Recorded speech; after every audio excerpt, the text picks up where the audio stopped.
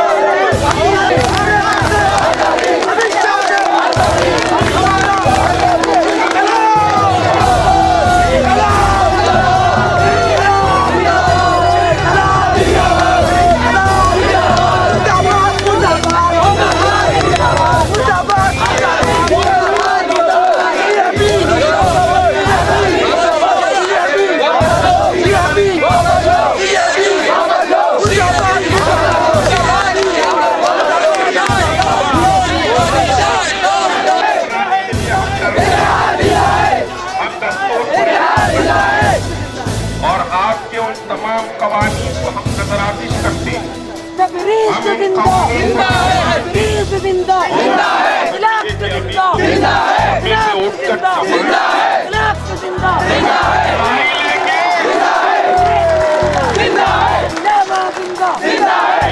जमाते इस्लामी हिंद शाख तेलंगाना के सदर हामिद मोहम्मद खान, मजलिस बचाओ तहरीक कायद मोहम्मद अमजदुल्ला खान खालिद, तहरीक मुस्लिम शब्बान के सदर मुश्ताक मलिक, इकबाल अहमद इंजीनियर, मौलाना Syed Nasiruddin brother Azharuddin, Khalsa youth welfare के नायब सदर सतपाल सिंह, शिराज खान, ऑटो यूनियन के सदर अमानुल्लाह खान और दीगर कायदीन और उलमा ने खिताब भी किया। इस धरने में हज़ारों अफराद को कैब के खिलाफ प्ले कार्ड्स हाथ में लेकर मुजाहरा करते हुए भी देखा गया है, जो शहरियों और शहरियों के बीच में जो तफरीक पैदा करने वाले हैं उन लोगों के खिलाफ में एहतजाज है।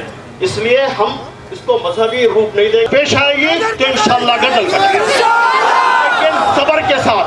सबर अगर हम खो दिए तो कंट्रोल दूसरों के हाथ में हम देने वाले होंगे। अगर हम सबर से रहेंगे तो हमारा कंट्रोल हमारे हाथ में होगा। आप बताइए, हमारा कंट्रोल हम अपने हाथ पे रखेंगे या दूसरों के हाथ पे देंगे? बस खामोश रहिए और इत्मीनान के साथ में इन मौजूदीन को आप हजरात सुनिए, ठीक है? खुदा हाफिज। के सामने खड़ा हूं, हम पाबंद हैं इस मुल्क में उस दस्तूर के जिस दस्तूर को हमने बनाया। We the people of India solemnly resolve, ये हमने कहा। दस्तूर बनाने में हम भी शामिल, हम इस मुल्क के हिस्सेदार हैं। जिस दस्तूर की रूह है, जिसमें सेकुलरिज्म, जिसमें अदल और इंसाफ हो, जिसमें भाईचारगी हो, ये दस्तूर की रूह है। इस दस्तूर की रूह पर अगर कोई हमला होता है तो उसकी तकलीफ हमको भी होती है। आज जिस माहौल से हम गुजर रहे हैं, ये माहौल सिर्फ मुसलमानों के लिए नहीं है। ना मंजूर, ना मंजूर। हमारे नारे लगाने से क्या होगा, हमारे जलसे में आने से क्या होगा, धरना देने से क्या होगा? कानून तो बन गया है। ऐसी बातें लोगों के जहन में हैं। मैं उनके जहन से ये बात दूर करने के लिए कहना चाहता हूँ, एहतजाज से सब करीब है, एहतजाज से हुकूमतें भी बदलती है। कानून बदलना, दस्तूर बदलना ये तो मामूली बात है, हुकूमतें बदल जाती है। नेपाल में हिंदू हुकूमत थी, लेकिन वहाँ के कम्युनिस्टों ने मुसलसल एहतजाज किया। आज वह सेकुलर हुकूमत है। एहतजाज में वो ताकत है कि रजा शाह पहलवी ईरान का एजेंट बनकर हुकूमत कर रहा था और ऐसी मजबूत हुकूमत थी कि ज़बरदस्त किस्म की हुकूमत थी, लेकिन खुमैनी ने लोगों के अंदर एहतजाज की रूह फूकी तो अपने पैर सर पे रख के भागा और हुकूमत अवाम की जमहूरिया ईरान बन गई। तो ये एहतजाज असल में अपनी आवाज़ को पहुंचाने का, अपने जज्बात को पहुंचाने का और उनके किए हुए कामों की मुखालिफत का है। किस चीज़ की मुखालिफत कर रहे हैं? CAB की। ये सिटीजन अमेंडमेंट बिल क्या है?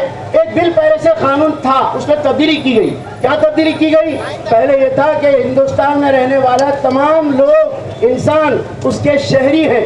अब उसमें तब्दीली ये की गई कि यहाँ रहने वाले హిందూ క్రైస్తవ సోదరులు కూడా ఈ సభలో హాజరై ఉన్నారు. మరి వారి భాషలో కూడా అంటే తెలుగు భాషలో ప్రసంగించడానికి క్రైస్తవ మత పెద్దలు గౌరవనీయులు యాంటోనీ రాజ్ తుమ్మ గారిని తమ యొక్క అభిప్రాయాల్ని వెల్లడించవలసిందిగా కోరుతూ ఉన్నాను. ప్రియమైన సహోదరి సహోదరులారా, మీకు అందరికీ తెలుగు అర్థమైద్దా లేకపోతే ఇంగ్లీష్ అర్థమైద్దా? తెలుగు పెద్ద ఆయన చెప్పారు, రెండు మాట్లాడమన్నారు. తెలుగులో చెప్తాము. మనమందరము ఒకే కుటుంబానికి చెందిన వారము. మనమందరము మన భారతీయ సంప్రదాయ ప్రకారము వసుదైవ కుటుంబము అంటారు. అంటే మనమందరం దేవుని కుటుంబానికి చెందిన వారము. దేవుడు మనల్ని అందరినీ సృష్టించారు. మీకు తెలుసు ఖురాన్లో కానీ బైబిల్లో కానీ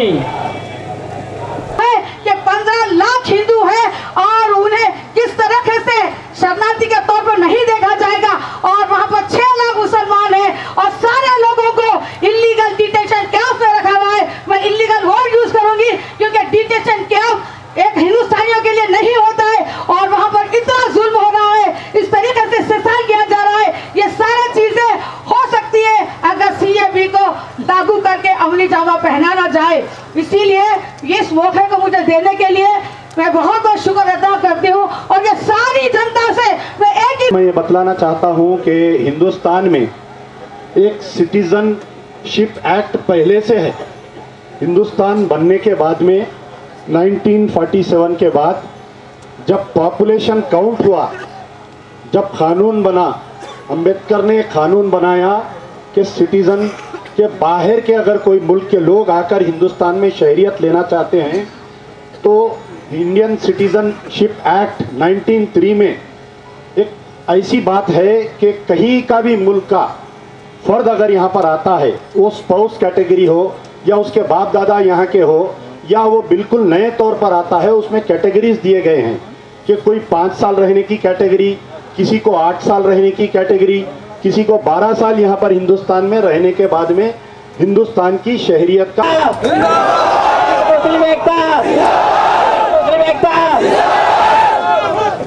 मैं बोलना चाहता हूँ उस हुकूमत को, अगर आपके मन में ये एक बात है कि आप रातों रात ये हिंदू राष्ट्र बना लोगे तो ये आपकी भूल है। अभी हम बड़े मरे नहीं हैं, अभी हम जिंदा हैं। अगर हम इस देश को आजाद कराने के लिए इतनी कुर्बानियाँ दे सकते हैं तो अपनी आज़ादी के लिए कितनी कुर्बानियाँ नहीं दे सकते। और दूसरी बात, जिस प्रकार ये CAB बिल लेके आए हैं उसका हम बायकॉट करते हैं।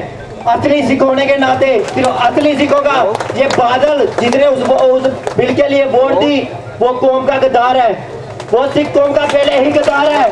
हम बादल को सिख मानते नहीं, बादल एक RSS का कुत्ता है, पाला हुआ कुत्ता है। बादल एक कौम का गद्दार है।